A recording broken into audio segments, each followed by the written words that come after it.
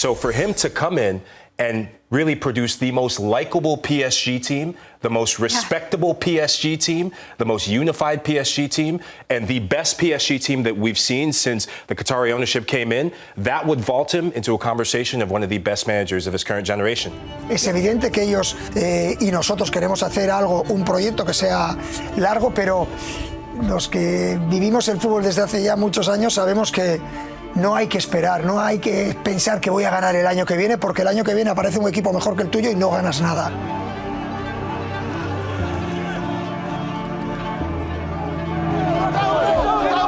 Yo no soy de la opinión de vamos a crear algo para dentro de 4 o 5 años.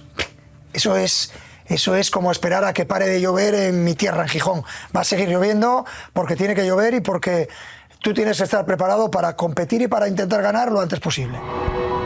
As his daughter, Xana, helped him plant the Barcelona flag in the center circle of the Olympia Stadion. But she tragically passed away from bone cancer in 2019. Her spirit and Luis Enrique's resilience offering inspiration to millions. Las experiencias te cambian. Y las experiencias traumáticas te cambian para bien y para mal. Porque han dolido, porque son dolorosas, porque costaron.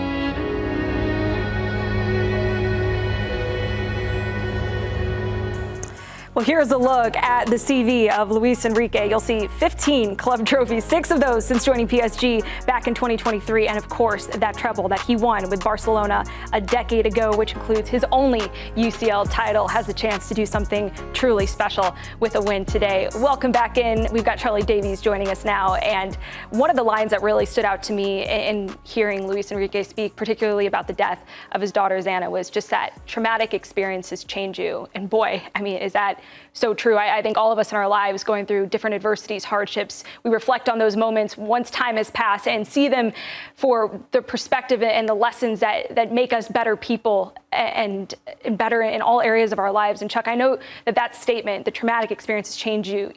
You have a story that I think really resonates with a lot of people. Can you just provide some context on maybe where Luis Enrique is now, knowing what he's been through?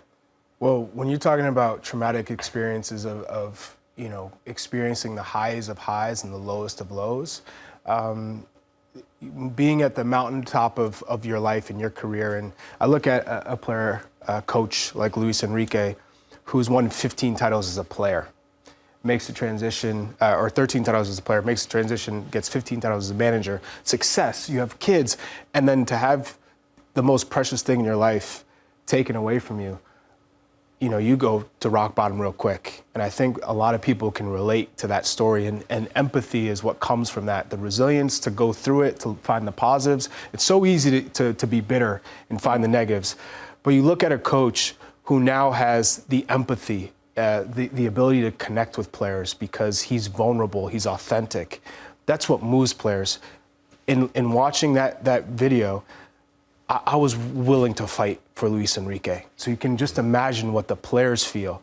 And it's that connection that pushes teams forward. And I look at Luis Enrique, he's just an incredible person. You could see, he's not saying I got wiser, I got older. He's completely comfortable with who he is. Mm-hmm. Players nowadays, this new generation, they can see fake and they can see real. He's as authentic as they come. And I think Fabian Ruiz talked about it perfectly, he's connected with us. So yes, it's one thing to have a coach with tactics and I can move you here, I know the game technique. It's another one to connect emotionally. And I think that's exactly what he's done. He's a phenomenal coach, but it's even better when you have a locker room full of players who want to play for you, not just the club, not just for personal success, but play for you. And that's what he's done. So he's just harnessed that experience that he's had with PSG and getting to a Champions League semifinal last season, and has just elevated that. So I can't begin to imagine the pain and suffering that you feel losing a child. I think it's unimaginable.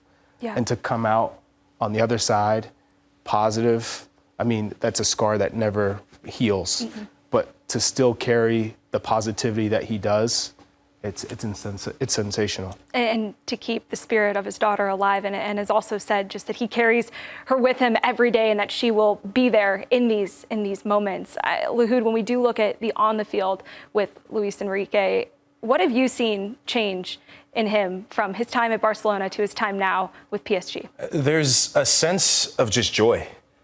For a club that's never won the Champions League, for a club that arguably you could say, because the Champions League is everything to that club, the pressure that comes from being the manager of PSG, many have come before him, many have failed, all of them have failed when it comes to this Champions League title. He has brought the sense of calm, the relatability that you talk about, but leading a young group to enjoy the pressure, enjoy that there's doubt out there. And I loved his comeback to Mikel Arteta after they knocked out Arsenal, where he said, hey, not too bad for the Farmers League, huh? This is a guy that is raising not just the profile of PSG, but the profile of French football. When I look on the field, there is such a balance I talked about before, but the building blocks were there from last season. A lot of these players, although inexperienced because of age, they were in the semifinal last season. So he was building this team ethos. And there's that clip that went viral of Kylian Mbappe, of having that conversation of saying, hey, there is a responsibility of being one of the best players in the world, one of the best players we've seen in your generation, to put this team on your back and work, commit defensively. Now, tactically, he is a team that loves to defend. Ousmane Dembele loves to defend and score goals. I would just add, in dealing with a player like Mbappe last season, I think he gained all the respect from the players because he sat Mbappe. He literally benched Mbappe and said, I'm putting the team first. You got to do X, Y, Z for my team. He knew what talent Mbappe was, but he said, I got to play for the team. Who wouldn't want to fight for a manager when you sit down the best player in the world if he's not doing what you ask of him? So you got to say this guy is one of the top coaches in the world right now. And has a chance to deliver PSG their first ever Champions League title. When we look at some of the recent Champions League winning managers, you have Pep Guardiola, who's regarded as the best tactician in football. You have Carlo Ancelotti, who's known as the best man manager. I mean, how would you classify Luis Enrique? What category does he fall under, Lahoud? He's often overlooked as one of the best managers of his generation. And should he win this Champions League and win a quadruple or treble with quotes, I'd put him up there with Hansi Flick. Pep Guardiola is in his category of his own. He's the best manager of this current generation. But to do something that's never been done before for PSG, I feel for him, because when you think of Barcelona, when they won the treble, that was Pep Guardiola's Barcelona. So for him to come in and really produce the most likable PSG team, the most respectable PSG team, the most unified PSG team, and the best PSG team that we've seen since the Qatari ownership came in, that would vault him into a conversation of one of the best managers of his current generation. Yeah, he jumps right into the top tier of managers if he's able to win the Champions League with PSG, the first Champions League for PSG with all that pressure. And you bring in the former player experience. There's not too many coaches who have both. So he's also teaching, and he's connecting with players in a mental and emotional way.